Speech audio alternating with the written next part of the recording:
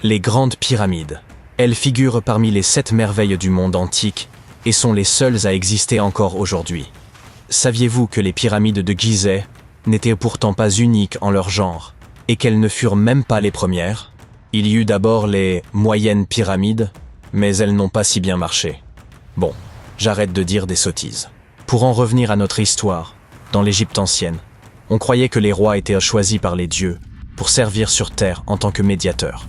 Dans l'au-delà, ils étaient censés devenir eux-mêmes des dieux. Le complexe pyramidal fut donc construit pour que le roi dispose de tout ce dont il pourrait avoir besoin dans l'au-delà.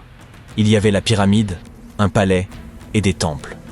Le tombeau du roi, dans la pyramide, était rempli de tout le nécessaire, des meubles, de la nourriture et des objets d'or. En fait, la première pyramide a été construite 80 ans avant la première pyramide de Gizeh. Au total, il y en avait une centaine. Certaines ne furent pas achevées, car la construction prenait du temps, et tous les pharaons ne vivaient pas assez longtemps pour voir la fin des travaux. Parlons maintenant de la construction elle-même. La plus grande des pyramides de Gizeh est aussi haute qu'un immeuble de 40 étages. Comment diable ont-ils réussi à construire une structure aussi massive il y a 5000 ans, bien avant l'apparition des machines et autres équipements?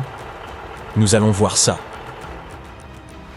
Le pharaon Khéops est monté sur le trône vers 2575 avant notre ère, et son architecte a commencé la construction de la plus ancienne et de la plus grande des pyramides de Gizeh. Il a calculé qu'il faudrait utiliser plus de 2 millions de blocs de calcaire pour construire la pyramide, chacun pesant environ 2,5 tonnes, soit à peu près le poids d'un rhinocéros. L'architecte voulait terminer la construction en 20 ans. Pour y parvenir, une pierre devait être transportée et placée toutes les 4 minutes, 24 heures sur 24, 7 jours sur 7 et 365 jours par an, sauf les années bissextiles.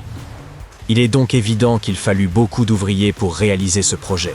Beaucoup pensent que ce sont des esclaves qui ont travaillé sur le chantier de la pyramide, mais ce n'est pas vrai. Des ouvriers sont venus de toute l'Égypte pour contribuer au chantier, soit environ 25 000 personnes. Les Égyptiens effectuaient toutes sortes de travaux, du travail manuel à la fabrication d'outils en passant par le travail administratif. Ils travaillaient tous environ 10 heures par jour, étaient logés et bien nourris, et menaient globalement une vie plus confortable que celle qu'un Égyptien moyen pouvait s'offrir à l'époque.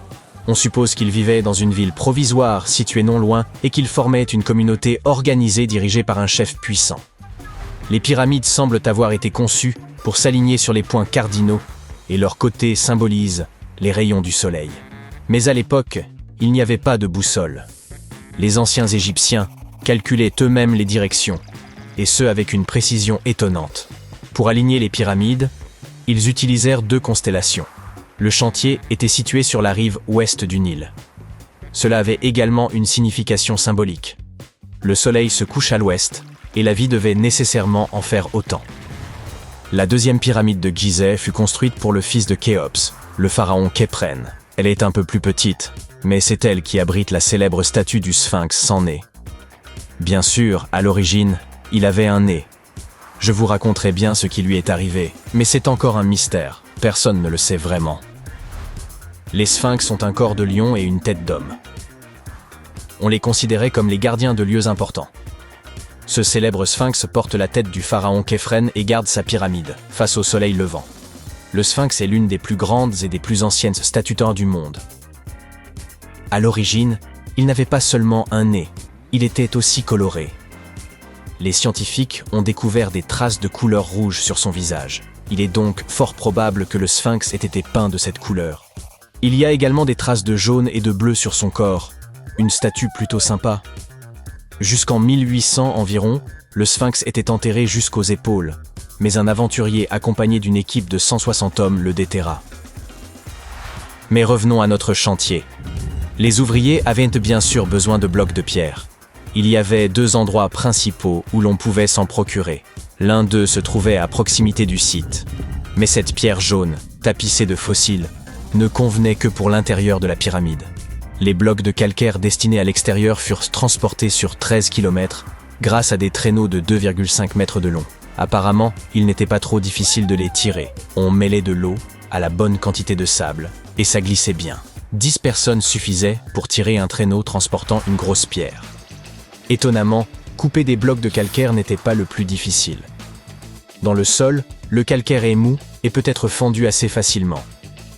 Mais après avoir été exposé à l'air, il durcit. Le plus difficile fut donc de façonner tous ces blocs. Cette étape était cruciale, car la moindre imprécision pouvait entraîner l'effondrement de toute la pyramide. Bien, ces pierres calcaires étaient extraites, transportées sur un traîneau, façonnées. Et ensuite quoi? Comment les disposer? C'est encore un mystère.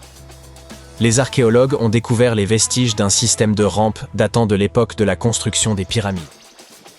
Les historiens s'accordent donc à dire que les Égyptiens ont très probablement conçu un système unique pour déplacer et tirer ces énormes blocs. L'opinion la plus répandue est qu'il y avait plusieurs rampes autour de la pyramide. Il y avait probablement une rampe centrale avec 2 escaliers de chaque côté, construits directement sur les pierres de la pyramide. La rampe grandissait au fur et à mesure que la pyramide s'élevait. On pense que certains ouvriers gravissaient les escaliers en tirant des pierres sur des traîneaux de bois. Mais ce n'est qu'une hypothèse parmi d'autres. D'autres affirment que les rampes se trouvaient autour de la pyramide. D'autres encore qu'elles se trouvaient à l'intérieur. Peut-être que nous ne le saurons jamais, et que le mystère restera entier pour toujours.